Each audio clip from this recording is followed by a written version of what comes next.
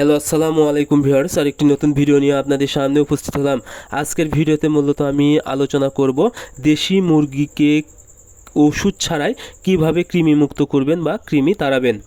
আপনারা যারা দেশি মুরগি পালন করে থাকেন অনেক সময় কিন্তু আপনারা সঠিকভাবে মুরগিকে কৃমির ওষুধ খান না, যার কারণে এই কৃমিটা মুরগির শরীরে অনেকটাই প্রভাব ফেলে, যার কারণে দেখা যায় ওজন বাড়ে না অতিরিক্ত খাবারের পরেও।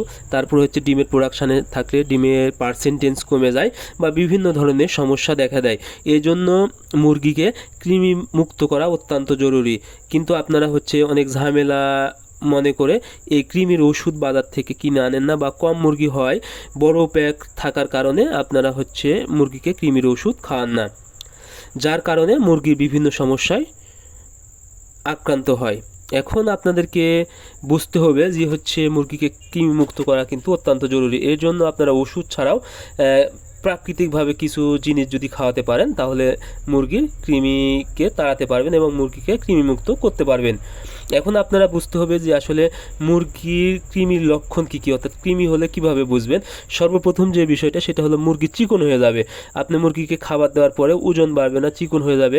ডিমের প্রোডাকশানে থাকলে ডিমের পার্সেন্টেজ কম হবে, দেখা যাবে 50%-এর নিচে চলে আসবে। মুরগি পাতলা পায়খানা বা সবুজ পায়খানা করবে এবং মুরগির পাখনা ঝুলে যাবে এবং মুরগি কিন্তু বমি করবে। এই লক্ষণগুলো দেখলে বুঝতে হবে মুরগির কৃমি হয়েছে। এখন মুরগিকে কৃমি মুক্ত করতে কি করণীয়, আপনারা কয়েকটা ধাপে মুরগিকে কৃমি মুক্ত করতে পারেন। সেটার প্রথম হলো রসুন এবং নিম পানি।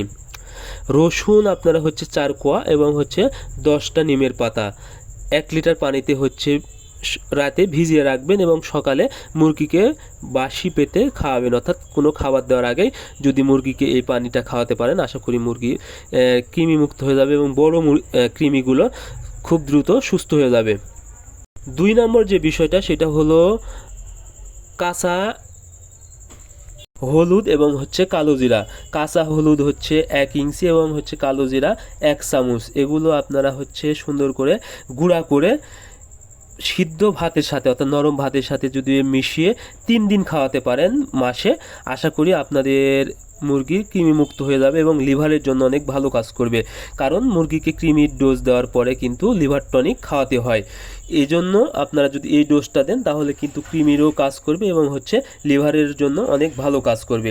এরপরে সেটা হলো পিঁপের বীজ। পিঁপের বীজ আপনারা বের করে সুন্দর করে রোদে শুকিয়ে নেবেন। শুকানোর পরে এটা যদি গুঁড়া করে 1 গ্রাম 1 লিটার পানিতে 1 মাসে একবার যদি ব্যবহার করতে পারেন আশা করি মুরগির শরীরের কৃমি একদম মারা যাবে এবং কৃমির ডিম নষ্ট করে ফেলে।